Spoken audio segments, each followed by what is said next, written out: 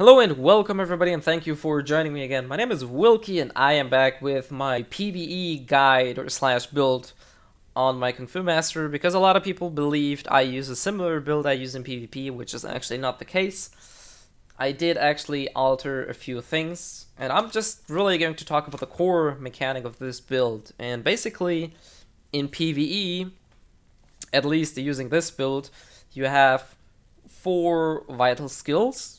I mean, all of the other skills are somewhere used and needed in that build, but really these 4 skills are needed. The first one is going to be, we're gonna start with the 2, which is going to be your main skill. You will hammer.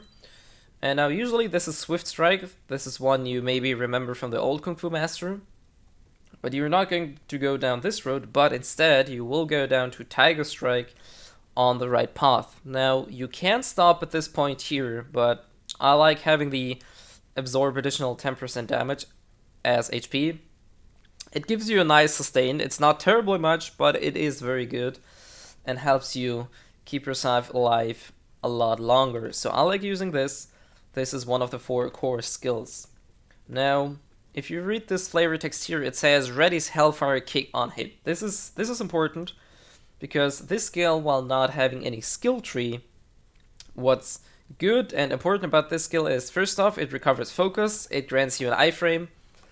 Well, it doesn't grant you an iframe, but it grants you complete immunity of CCs.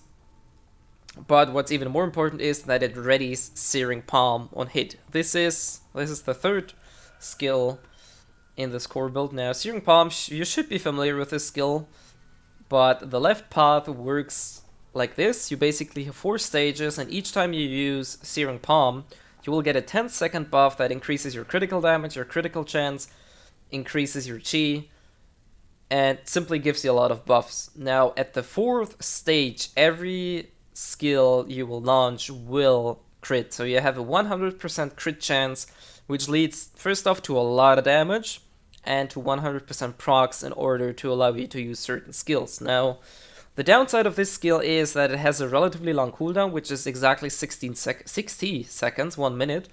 But looking at the 4th core skill, which is Searing Blow, which is Cyclone Click just in the right path, while it does deal less damage than Cyclone Kick, it first off recovers 5 focus, and the last stage or move here decreases the cooldown of Searing Palm by 7 seconds. And now you should probably get a clear idea of where this is leading or where this is going. And basically what you will want to do is you rotate 2 into left click or occasionally F once it procs with a critical hit, because if you crit this one, it will allow you to use this skill. But basically, using Tiger Strike, using Hellfire Kick, getting 1 stage of Searing Palm, and then you simply will rotate this rotation until you get the next stage, until you get the next stage, until you get the next stage, and once you're at stage 4, what I usually do is I hammer 2, left click 2, or simply 2 twice in a row, and then F to combat the focus cost and to decrease the cooldown of Searing Palm. This is kind of confusing at first, but let me show what this is. I'm gonna go slow. Whenever I use 2, you will see that the 4 button, which is used for Combat Strike, will change to Hellfire Kick. Now, once I use this, I will get to use Searing Palm, stage 1, and now I have this 10-second buff over here. Now, in the meantime, I can do some damage, but since I'm getting slow, in the meantime, until you wait for the cooldown, you can do stuff like this. And this, oops, that's actually something that shouldn't be happening. Now, as you can see, I screwed up my combo, which is actually not terribly bad, because I can show you what the cooldown actually does. Now I have 20 seconds until the cooldown is available. Now what I'm trying to do is generate critical hits with 2, and as you can see, the cooldown is already back up. So if you don't screw up, you can literally always keep up a stack of Searing Palm of any stage. Now, like I said, we're going to roll over here. Stage 1. I will just casually hit this mob here. Occasionally use this crit, go for stage 2. That was actually a bit quick in the follow-up. So, We're gonna go stage 3. And now we're critting a lot more often already, and we're also dealing a lot more damage, but I'm going to show you why I don't like using leading palm. Boom, 13k crit. This is probably the highest crit Kung Fu Master can do right now, and since we have the 100% crit, as you can see, I can just go hammering away and spamming to my heart's content, which is where the damage is coming from. And I almost screwed up again, but as you can see, this is really where most of the damage will come from if you use this build. Now we're building up back to 3 stages again, and yeah, crits will start rolling in more frequently. And again, stage 4, and we're just gonna hammer away, boom, and we can go 1 to recover, and just really, once you are in stage 4, it really is just a spam fest. And as you can see, this works really easily. Once you get it down and once you get all the skill points to rotate these skills, this works really easily for me, and this is really all I do in PvE. It doesn't matter if I'm fighting bosses, it doesn't matter if I'm fighting mobs.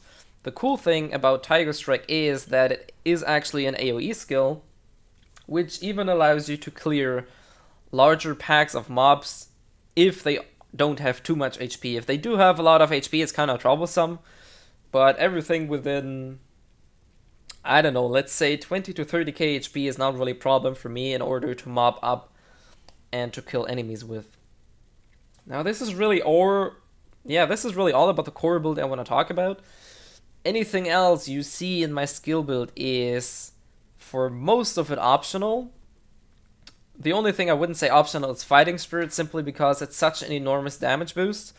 If you use this buff in conjunction with a stage 4 Searing Palm with 100% crit, additional crit damage, and what else now, you will actually deal a heckload of damage, which does chug a lot of HP from the enemy mobs or bosses.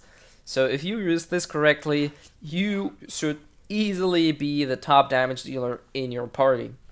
Now, anything else you see in this build is really the common PvE build. Counter giving you an iframe, Q and A simply giving a longer iframe in order to dodge things more frequently. I don't use stun on the Tremor because this one is a pull and it recovers focus, which is pretty cool. Flurry.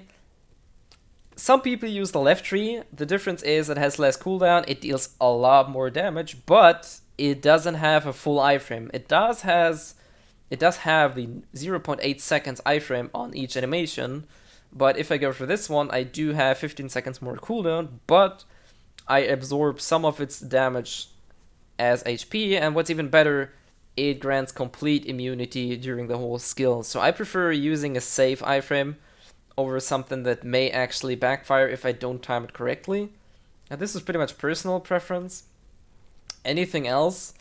Comet Strike can be used as a damage dealer. It's not necessarily. Some people like it. I'm not too much of a fan of this, but this is really optional. And yeah, as you can see, this is really all my build boils down to. Now, one thing maybe should be mentioned is if you keep Shin Kick, you can also trigger Searing Blow with Shin Kick. So it works exactly like Cyclone Kick after Critical Strike this, after Critical Strike that, or after Shin Kick.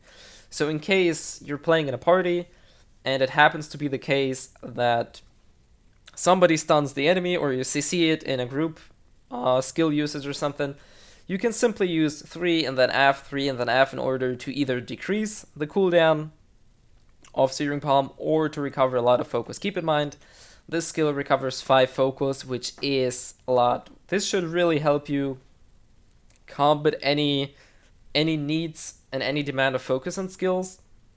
As long as you don't go face rolling over your keyboard, really, it's really simple to keep up your focus and keep up a constant DPS. Now this build may actually be a lot more harder to pull off early on, especially without Searing Palm. This build only works partially good.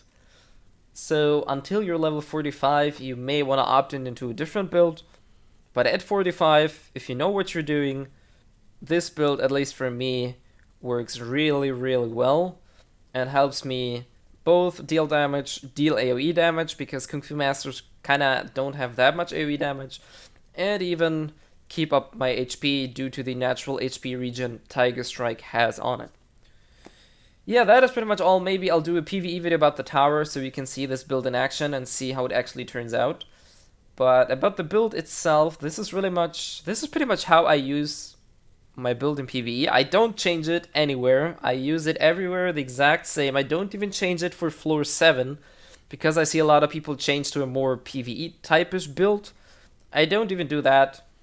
I really don't have trouble with that build, and it certainly works for me. Anyways, like I said, if you have any more questions, if you have a different build, or want to ask me something specific or non-specific about Kung Fu Master, feel free to do so.